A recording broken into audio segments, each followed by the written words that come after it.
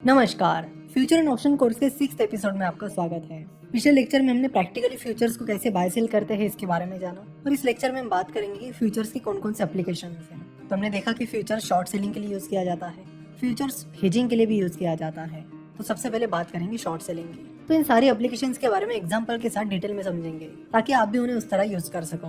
तो सबसे पहले हम बात करेंगे शॉर्ट सेलिंग की। मान लीजिए कि कोई स्टॉक है जो 100 रुपए का चल रहा है, आपको लगता है कि वो स्टॉक आने वाले टाइम में गिर जाएगा, यानी 80 रुपए तक उसकी प्राइस जा सकती है। तो जनरली कैश मार्केट में हम देखते हैं कि जब भी शेयर की प्राइस ऊपर जाती है तब हमें प्रॉफिट मिलता है, शेयर की प्राइस नीचे जाती है तब हमें लॉस होता है। इसलिए कैश मार्केट में हम देखते हैं कि वो कौन सी कंपनीज है जिनकी प्राइस आने वाले टाइम में बढ़ सकती है, सो दैट आपको उससे प्रॉफिट हो।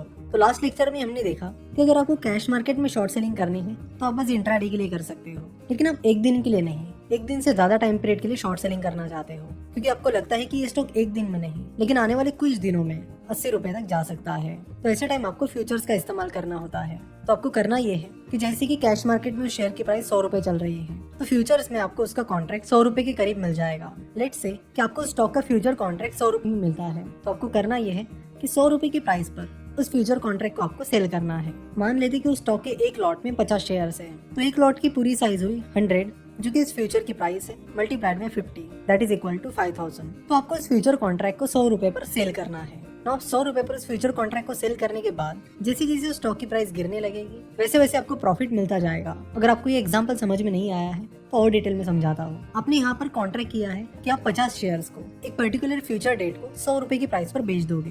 फ्यूचर कॉन्ट्रैक्ट में हम यही करते हैं ना कि फ्यूचर डेट के लिए कॉन्ट्रैक्ट करते हैं। तो यहाँ पर कोई चीज खरीदने के बजाय आपने उस शेयर को बेचने का कॉन्ट्रैक्ट किया है। उस फ्यूचर डेट पर आप उन शेयर्स को 100 रुपए की प्राइस पर बेच दोगे। नाउ जैसे जैसे शेयर की प्राइस 100 रुपए से नीचे चली जाती है आपका प्रॉफिट बढ़ने लगता है, यानी जिस दिन आपका कॉन्ट्रैक्ट एक्सपायर हो रहा है उस दिन उस शेयर की प्राइस आपके प्रेडिक्शन के अनुसार 80 रुपए पर चली जाती है। तो उसका मतलब है कि उस दिन आप उस शेयर को 80 रुपए में खरीद सकते हो, लेकिन आपका कॉन्ट्रैक्ट है कि आपको उन शेयर्स को 100 रुपए की प्राइस पर बेचना है। तो 20 रुपए आपके लिए प्रॉफिट हो गया। वही जो सामने वाली पार्टी है उन्हें लॉस हो गया, क्योंकि वो शेयर मार्केट में 80 रुपए में मिल रहा है लेकिन सामने वाली पार्टी उसे 100 रुपए में खरीद रही है, क्योंकि उन्होंने आपके साथ वही कॉन्ट्रैक्ट किया था कि आने वाली फ्यूचर डेट पर मैं 50 शेयर 100 रुपए की प्राइस पर बेच दूंगा। और उस सामने वाली पार्टी ने आपके साथ ही कॉन्ट्रैक्ट किया था कि उस फ्यूचर डेट को वो उन 50 शेयर्स को आपसे 100 रुपए की प्राइस पर खरीद लेंगे। तो इस तरह इस केस में शॉर्ट सेलिंग करके आपको प्रॉफिट मिल गया है। तो ये सिनेरियो वो था जिसमें आपने जो प्रेडिक्ट किया था वही हुआ। अगर इसके उल्टा होता तो जैसे कि आपने यहाँ पर सोचा कि 100 रुपए की शेयर प्राइस आगे चलकर 80 रुपए हो जाएगी,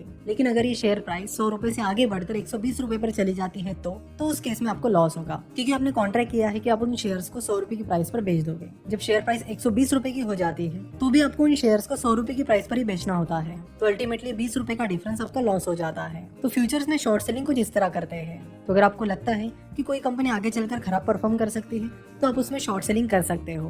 और जैसे कि हमने देखा कि 3 तरह के फ्यूचर कॉन्ट्रैक्ट होते हैं, नियर मंथ, नेक्स्ट मंथ और फार मंथ, यानी 3 महीने तक आप शॉर्ट सेलिंग कर सकते हो। जैसे कि अभी जनवरी चल रहा है तो आप जनवरी महीने के फ्यूचर खरीद सकते हो, फेब के और मार्च के खरीद सकते हो, अप्रैल के नहीं खरीद सकते।